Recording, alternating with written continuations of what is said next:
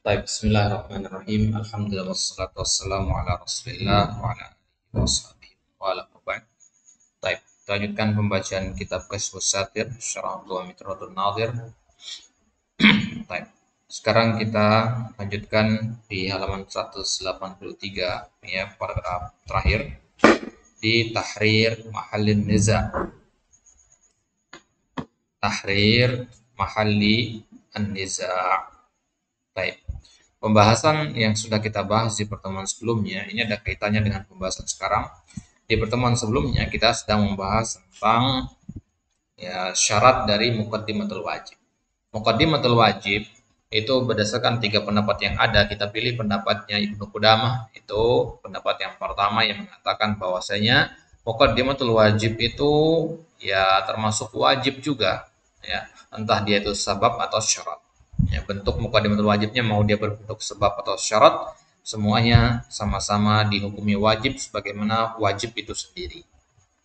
Sholat misalkan ya dengan ya apa namanya dulu syams atau dengan at-taharah, kita katakan hukumnya wajib. Jadi kita katakan dari pendapat pertama itu kita simpulkan ada dua syarat. Yang pertama, al-wujubnya harus wujub yang sifatnya mutlak, ayatnya ghairu muqayyad. Ya, kemudian yang kedua, ya, syarat yang kedua harus dia berada di bawah kekuasaan mukallaf, artinya mampu untuk dilakukan. Semisal wudu untuk sholat, atau berjalan ke Mekah untuk haji, ya, al-istitoah di situ. Ini syarat yang kedua. Setelah kita masuk ke dua syarat tersebut, sekarang kita masuk ke tahrir mahallun niza. Baik. Istilah tahrir mahallun niza ini ya, kita bahas sedikit apa sih yang dimaksud dengan tahrir mahallun niza. Ya, ini karena istilah ini akan banyak kita temukan di dalam ya, kitab-kitab fikih. Baik, ya sedikit kita bahas ya. Jadi di antara ada para ulama dalam fikih al-khilaf, dalam perbedaan pendapat mereka, bahwasanya kalau kita ingin mengetahui suatu hukum ya, atau kita ingin menghukumi sesuatu, ada beberapa langkah utama yang harus dilakukan. Ya. Salah satunya yang paling penting itu adalah taswirul masalah. Taswirul masalah itu artinya penggambaran masalah, artinya visualisasi masalah. Kita harus paham duduk perkaranya di mana masalahnya. Itu yang pertama. Ya, makanya para ulama berkatakan, para ulama bahkan sering sekali mewanti-wanti, tidak boleh antum menghukumi sesuatu sebelum antum punya tasawuran taman. Harus benar-benar tasawurnya. Kenapa? Karena tasawur ini akan menentukan hukum yang akan keluar nanti. Tasawur antum benar, hukum yang keluar akan benar. Tasawur salah, maka hukum yang keluar juga akan salah. Itu ya namanya tasawur. Kemudian, kalau kita temukan ada khilaf-khilaf dalam suatu permasalahan, maka kita akan menempuh metode selanjutnya setelah metode tasawur tadi atau taswir tadi, visualisasi tadi, masuk ke metode tahrir mahallun niza. Apa itu tahrir mahallun niza? Yaitu kita menjelaskan dulu poin-poin apa saja yang disepakati oleh pihak-pihak yang berbeda pendapat. Ya, dalam misalkan ada dua kubu di sini yang berbeda pendapat. Dua kubu ini pendapatnya beda-beda. Ada kubu pertama mengatakan A, kubu kedua mengatakan B. Nah, tahrir mahallun niza itu adalah proses untuk mencari titik temu antara dua kubu ini. Mereka sepakatnya dalam satu masalah. Jadi, ya, sebelum kita mendiagnosa di mana letak perbedaan yang mesti diselesaikan, kita mendiagnosa dulu atau mengetahui dulu yang mana permasalahan yang disepakati oleh mereka. Ya, kalau Anas membayangkannya mahallun niza itu seperti kita membayangkan tali, ya, simpul tali begitu, ya. Jadi ya, ujungnya itu bertemu di satu, ya, dan duanya nyebar begitu. Ya. Itu namanya tahrir mahallu an-niza. Ini adalah adab yang luar biasa yang diajarkan oleh para fuqaha. Jadi sebelum mereka berbeda pendapat, mereka bersatu dulu, menyadari yang terlebih dahulu bahwasanya mereka semua itu meskipun berbeda pendapat, mereka semua memiliki persamaan. Itu contoh-contoh dari para ulama salaf. Ya, misalkan Imam Syafi'i ketika berbeda pendapat dengan salah orang ulama di zaman beliau, Ya, selesai mereka berdebat dengan sedemikian kerasnya, saling serang dengan adu argumen dan seterusnya. Ya, kemudian di ujungnya Syafi'i mengatakan, ya, ya kita tetap menjadi saudara meskipun perbedaan kita sedemikian tajam dalam masalah ini. Maka akhirnya ya, perbedaan-perbedaan itu nanti bisanya diselesaikan dengan cara menguatkan pendapat lalu saling toleransi dan saling menghormati pendapat masing-masing, tidak mengedepankan ego karena ini perkara ya kaitannya dengan dunia dan akhirat. Jadi penting ya kita memiliki adab yang benar dalam masalah ini. Tapi itu tahrir mahal nisa. Berarti sekarang kita akan lihat di mana letak titik temunya antara dua pendapat yang berbeda dalam masalah ini. Tabayyana mimma sabaqa anna an-nizaa innama tahaqqaqa wa wujida fi al-wajib al-mutlaq. Ya. Alladhi yaqduru al-mukallafu ala ijadi ma yatawaqqafu alaih. Wal wajibul muqayyad kama ra'ayna la khilafa fi adami wujubi muqaddimatihi wal muqaddimatu allati laysat bi maqduril mukallaf kadzalika la khilafa fi adami wujubiha alaih. Nah. Jadi tahrir mahal niza ini kembali ke beberapa pertemuan sebelumnya ya. Ya. Jadi pembahasannya tentang ada apa namanya wujud al-wajib al-mutlak. Jadi nizanya di sini adalah dalam permasalahan tahaqquk wujud al-wajib al-mutlak alladhi yaqdur mukallaf ala ijadi ma yatawaqqa. Artinya ya, al-wajib al-mutlak ini kan yang memenuhi syarat tadi ya. Ya. Al-wajib al-mutlak yang makdur alal mukallaf. Berarti dengan kata lain ya al-wajib muqaddimatul wajib yang memenuhi syaratnya. Gitu, yang memenuhi dua syarat tadi. Nah, ini yang menjadi titik permasalahan kita. Ya. Afwan. Ya, ini yang menjadi letak kesepakatan kita. Jadi kemarin kan kita katakan bahwasanya dalam masalah muqaddimatul wajib ini hunaka salah satu akwal kan. Dari tiga pendapat itu kenapa bisa beda-beda pendapat? Ya, meskipun mereka berbeda-beda pendapatnya, mereka sepakat pada satu poin, yaitu poin syarat tadi itu. Ya, ketiga kelompok itu mereka sepakat adanya syarat yang dua tadi. Gitu. Jadi ketika suatu perkara muqaddimatul wajib ini setelah memenuhi dua syarat tadi, barulah terjadi khilaf. Gitu ya. Maka al-wajib al-muqayyad berarti tidak memenuhi syarat yang pertama kan? Syarat yang pertama wajib mutlak. Kalau wajib muqayyad la khilafa fi adami wujubi muqaddimatihi. Ini enggak ada khilaf, berarti dia ya eliminasi sudah itu enggak usah dibicarakan. Pasti tiga kelompok itu ya sepakat menolaknya. Enggak ada muqaddimatul wajib dalam masalah itu. Begitu juga muqaddimatul al-muqaddimah yang dia kharij an maqduril mukallaf. Ini juga la khilafa fi adami wujubiha. Jelas ya? Berarti khilaf ini terletak pada muqaddimatul wajib yang memenuhi dua syarat tadi.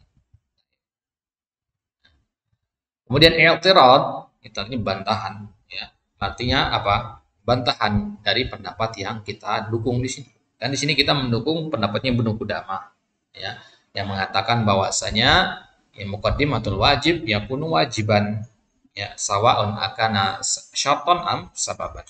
Nah itu ya. Sekarang ada pendapat yang berseberangan dengan pendapat ini, yaitu orang-orang yang mungkiru wujub muqaddimatul wajib. Mereka mengingkari wajibnya muqaddimatul wajib. Berarti ini pendapat yang ketiga. Ya, kemarin kan ada tiga pendapat ya. Pendapat yang pertama mengatakan wajib mutlak. Yang kedua mengatakan wajib ya sebab saja tanpa syarat.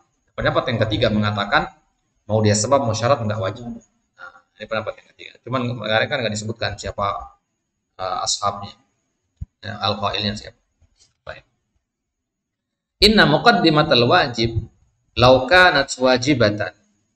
Ya, kata mereka ini muqaddimatul wajib itu kalau seandainya dia wajib seperti yang kalian katakan, la usibal mukallafu ala fi'liha wa la uqiba ala tarkiha. Kalau antum mengatakan muqaddimatul itu wajib, yang pengertian wajib itu apa? Mayusabu fa'iluhu kan wa yu'aqabu tarikuhu. Berarti ya, ada orang melakukan muqaddimatul wajib berarti dia dapat pahala. Kalau tinggalkan dapat dosa. Gitu kata mereka ini. Untuk membantah pendapat yang kita kuatkan tadi. Paham ya? Itu secara sekilas bagus kan jawabannya ya. Bantahnya tepat di sini kan. Memang di situ poinnya. Walakinna ra'ayna anna tarikal wudu'i was-shaumi la yu'aqabu 'ala ma taraka min ghuslir ra'si was-shaumi juz'in minal lain. Akan tetapi kan fakta sebenarnya nggak begitu. Ya, muqaddimatul wajib itu nggak wajib sebagaimana kalian katakan karena orang yang ya apa namanya dia berwudu ya dan dia orang yang tidak berwudu itu tidak dihukumi karena dia tidak membasuh kepala. Ada orang dia nggak wudu, memang nggak ada niat untuk berwudu dari awal. Ya, dia tidak dihukumi berdosa karena meninggalkan membasuh sebagian kepala ketika berwudu. Nah, paham ya maksudnya? Nah, karena kan ini yang kita contohkan kemarin Abu Hurairah itu ya, ketika membasuh ya, isbagul wudu itu sampai pertengahan betis itu ya. Jadi yang wajib kan hanya sebagai sampai mata kaki saja, tapi ini sampai pertengahan betis. Nah, kalau katakanlah seseorang dia tidak berwudu, dia itu tidak dihukum, ya, tidak dihukumi berdosa karena dia tidak membasuh sampai pertengahan betis.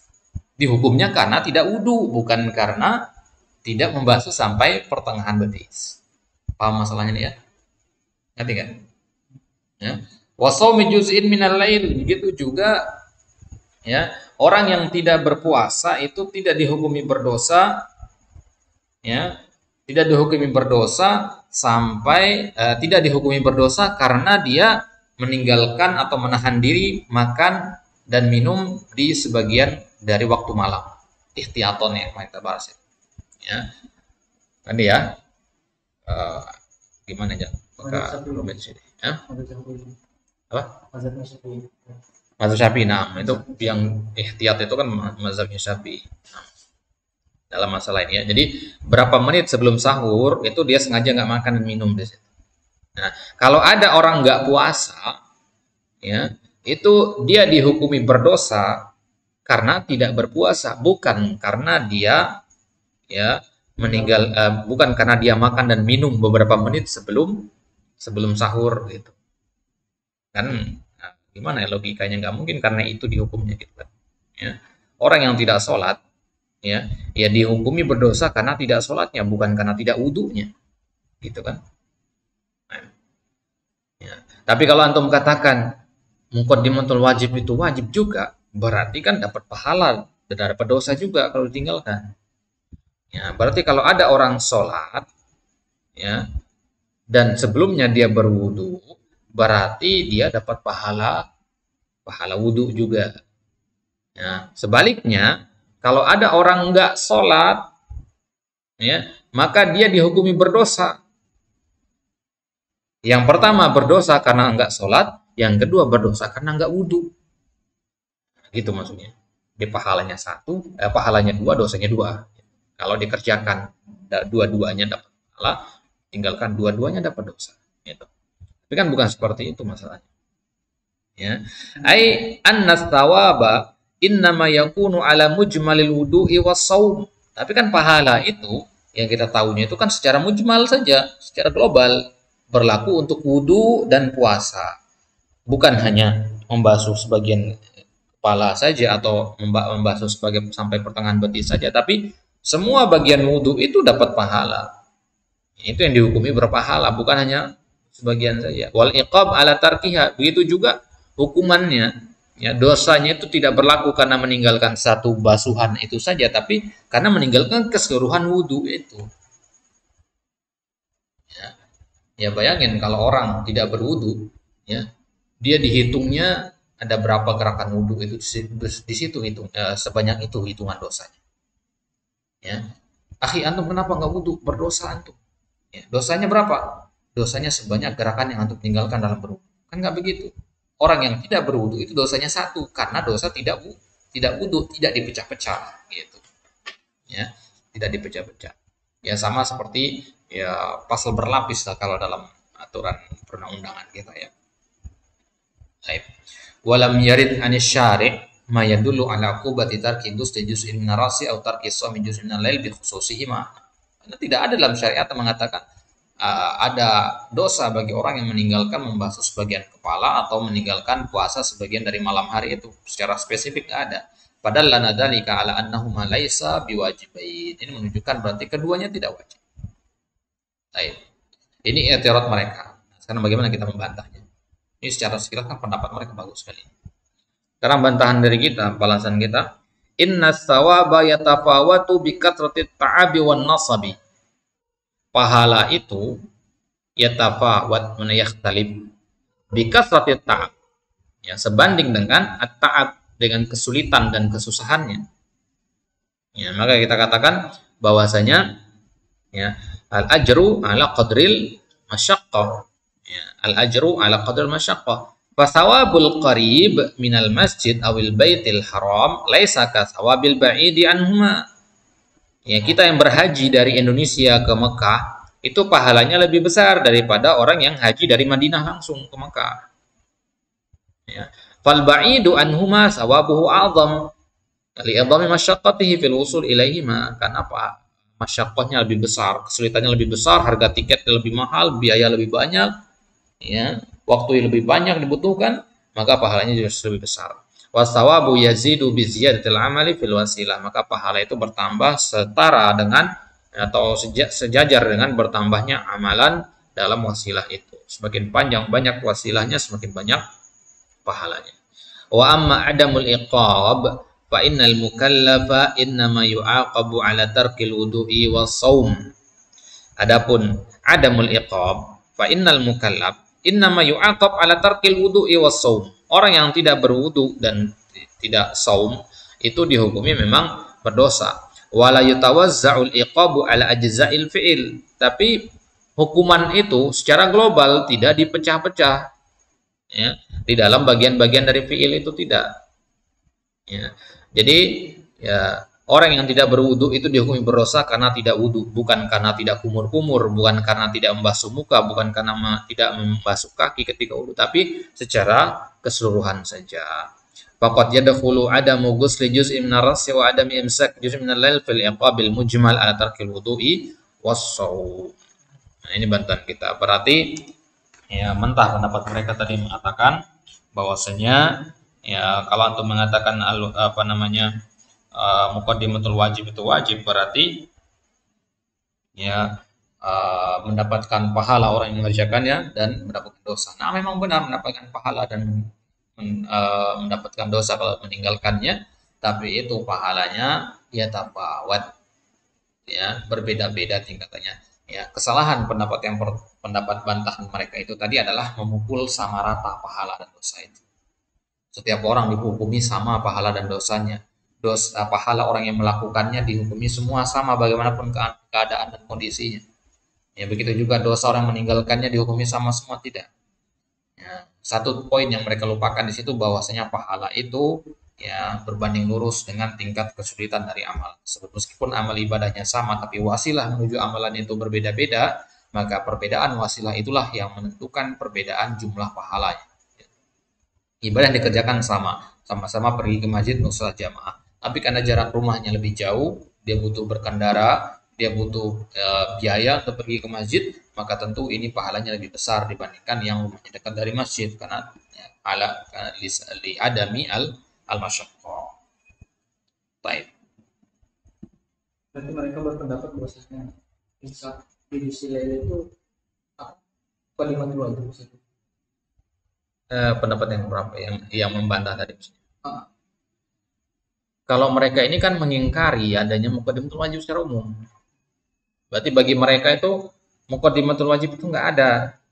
Mereka mengasuhkan itu nggak ada istilah muqaddimatul wajib itu bagi mereka. Tapi asal itu gimana? Misalnya itu wasilah muqaddimatul wajib. Bismillah apa som bismillah itu muqaddimatul wajib maksudnya. Iya, bagi pendapat pertama, pendapat kedua. Nah, kalau pendapat yang i'tirad tadi itu kan pendapat yang ketiga. Berarti bagi kita yang menganggap adanya ya muqaddimatul wajib, berarti ya imsak juz'un minal lail fi shaum dan mashu ba'da ra'si ya fil wudu itu masuk ke dalam muqaddimatul wajib. Gitu. Jadi muqaddimatul wajib ini berarti bisa apa saja sebenarnya, luas cakupannya. Ya. Nah, baik, itu dia pembahasannya. Insyaallah taala ini cukup sampai di sini. Kita akan ambil di pertemuan selanjutnya aqsam muqaddimatu al-wajib. Allah taala alam wa sallallahu ala nabiyina Muhammad wa ala alihi wasallam.